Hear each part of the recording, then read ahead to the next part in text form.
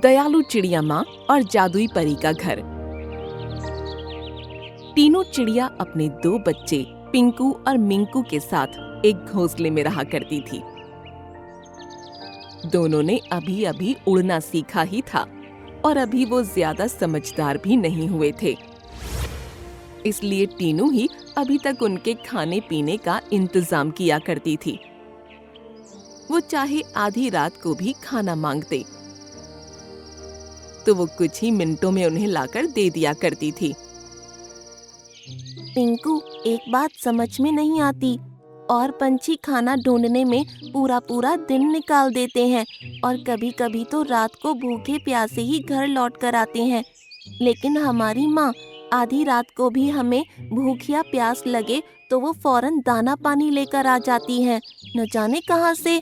इन दोनों ने एक प्लान बनाया। एक रात तकरीबन 12 बजे दोनों एक साथ उठकर शोर मचाने लगे। माँ, मुझे बहुत भूख लग रही है। अरे बेटा, तुम दोनों को इतनी रात में अचानक कैसे भूख लगने लगी? माँ, भूख लग रही है तो बता रहे हैं, अब हम क्या कर सकते हैं? कोई बात नहीं बच्चों, मैं अभी तुम्हारे लिए कुछ खाने के लिए लेकर आती हूँ। ये कहकर टीनू झट से उड़ चली और तकरीबन 10 मिनट बाद एक छोटे से घर के सामने जाकर रुकी। ऐ मेरे जादुई घर, मुझे जल्दी से कुछ खाने को दे दो, मेरे बच्चे बहुत भूखे हैं। उसके इतना कहते ही एक सेब वहां प्रकट हो गया और तभी उसके दोनों बच्चे वहां आ पहुंचे। माँ, यह क्या? आपका एक जादुई घर है। बच्चों, तुम यहाँ क्या कर रहे हो? माँ, हम आपका पीछा करते हुए यहाँ पहुँचे हैं। अब आप बताइए, आपके पास ये जादुई घर है तो अभी तक आपने इसके बारे में हमें कुछ क्यों नहीं बताया? मेरे बच्चों, ये जादुई घर मुझे नीली परी ने दिया था, जिससे कि मुझे कभी खाने पीने की परेशानी ना हो, और इसके साथ ये बात भी बताई थी कि इस घर के अंदर केवल वही पंछी रह सकता है जो इसके योग्य हो। मैंने इसके बारे में तुमको कुछ इसलिए नहीं बताया कि जब तुम बड़े हो जाओगे और इसमें रहने योग्य हो जाओगे तो मैं तुमको इसमें रहने के लिए लेकर आऊंगी। तो मम्मी, यह साबित कैसे होगा कि हम इसके अंदर रहने योग्य हैं या नहीं? तभी एक परी वहां प्रकट हुई। तुम दोनों को बहुत ही हिम्मती और मेहनत वाला काम करना होगा। जो बता रही हूँ उसे ध्यान से सुनो। तुमको यहाँ से नीली पहाड़ी की तरफ जाना है। उसको पार करने के बाद तुमको एक बाग नजर आएगा। उस बाग में एक हरा चमकदार फूल उगता है। तुम दोनों को वो फूल कल शाम तक यहाँ लेकर आना है। अगर तुम दोनों ऐसा कर लेते हो तो तुम दोनों अपनी माँ के साथ इस घर के अंदर रहने योग्य हो। मैं तो चला फूल लेने। बाय बाय पिंकू भाई। ये कहकर मिंकू वहाँ से निकल गया। मम्मी, मैं भी चलता हूँ। उम्मीद है हम दोनों भाई वो फूल लेकर एक साथ ही यहाँ वापस आएंगे। अब पिंकू भी वहाँ से निकल गया और टीनू दोनों को जाता हुआ देखकर मुस्कुराने लगी। सुबह होने तक दोनों भाई नीली पहाड़ी पर पहुँचे। उफ, हे भगवान, यहाँ तो खून जमा देने वाली ठंड है। ऊपर से बर्फ गिर रही थी और वो दोनों बड़ी मुश्किल से उड़ पा रहे थे। उसके तकरीबन आधे घंटे तक और उड़ने के बाद उनको बाग नजर आया जिसमें हर तरह के फूल थे। yippee, मैं उस बाग में आखिर पहुंच ही गया। अब बस जल्दी से उस फूल को ढूंढ लेता हूँ। ये कहकर मिंकू एक तरफ उड़ गया और फिर पिंकू भी उधर हरे फूल का पौधा देखने लगा। तकरीबन 4 घंटे लगातार ढूंढने के बाद मिंकू को नीले फूल का पौधा नजर आया। यस, मिल गया। मिंकू जल्दी से उस पौधे के पास पहुंचा तो पिंकू भी वहां पहुंच गया। ओहो, तो तुमने भी आखिर ये पौधा ढूंढ ही लिया। हम दोनों भाई हैं पिंकू। अच्छा होगा कि दोनों ही उस घर में रहने की योग्यता साबित कर दें। ठीक है, देखते हैं। Bye bye. ये कहकर मिंकू ने फूल तोड़ा और उसको मुंह में दबाए उड़ गया।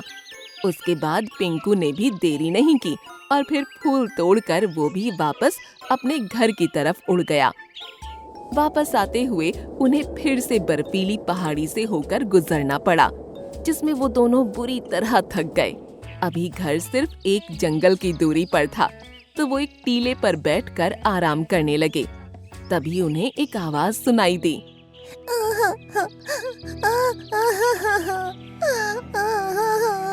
उन्होंने देखा कि एक तोता आंख में आंसू लिए उसी टीले पर आकर बैठ गया। मिट्ठू भाई, तुम क्यों रो रहे हो? ये सवाल सुनकर मिट्ठू ने जैसे ही उनकी तरफ देखा, उसके चेहरे पर खुशी झलक आई।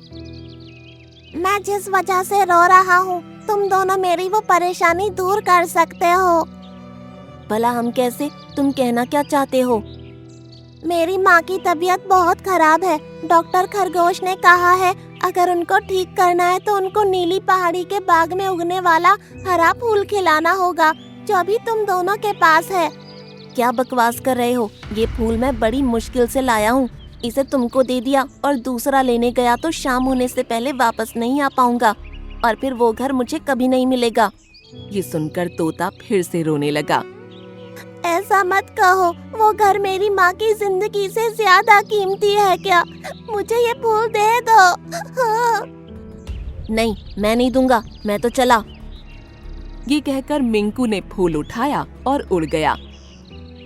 लेकिन तोते को उसकी माँ के लिए रोता देखकर पिंकू का दिल पिघल गया और उसने कहा, तुम ये फूल ले जाओ मेरे दोस्त और अपनी माँ की जान बचाओ। उस घर की कीमत उनकी जान से ज्यादा नहीं है। ये सुनकर तोता खुश हुआ।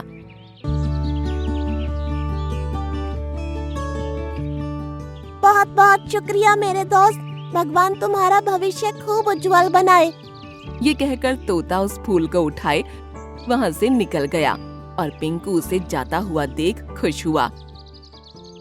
कुछ देर बाद मिंकू अपनी चोंच में फूल दबाए माँ के पास पहुँचा। मैं जीत गया, मैं जीत गया। शाबाश मेरे बच्चे, लेकिन पिंकू कहाँ है? वो भी अभी आता ही होगा। तभी पिंकू भी खाली हाथ वहाँ पहुँच गया। पिंकू बेटा, तुम फूल क्यों नहीं लाए? मिंकू ने फूल को लाकर अपनी योग्यता साबित कर दी। अब इस घर में मेरे साथ वही रहेगा। कोई बात नहीं माँ, वो भी मेरा ही भाई है। मुझे खुशी है कि वो जीत गया। yippee! मैं तो चला अपने घर के अंदर। मिंकू घर के अंदर जाने की कोशिश कर ही रहा था कि तभी घर का दरवाजा अपने आप बंद हो गया। अरे ये क्या माँ? ये देखकर तीनों ही चौंक पड़े और तभी वहाँ पर परी फिर से प्रकट हुई। मिंकू, तुम्हारी माँ ने अपनी जिंदगी में दूसरों की बहुत मदद की है। कई जानवरों की मुसीबत में बहुत सहायता की है। इससे खुश होकर मैंने इसे ये घर इनाम में दिया था। तुम दोनों को ये फूल लाने के लिए भेजना सिर्फ तुम्हारे इम्तिहान का एक हिस्सा था।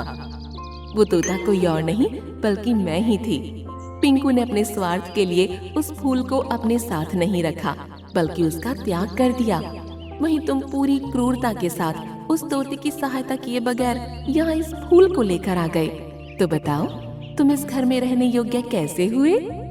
ये सुनकर मिंकू को अपने स्वार्थी होने पर बहुत पछतावा हुआ। आपने सही कहा नीली परी, मैं इस घर में रहने लायक नहीं हूँ। मेरे पिंकू भाई ही इसमें रहने के असली हकदार हैं। अब दरवाजा फिर से खुल गया और पिंकू खुश होता हुआ उसके अंदर चला गया।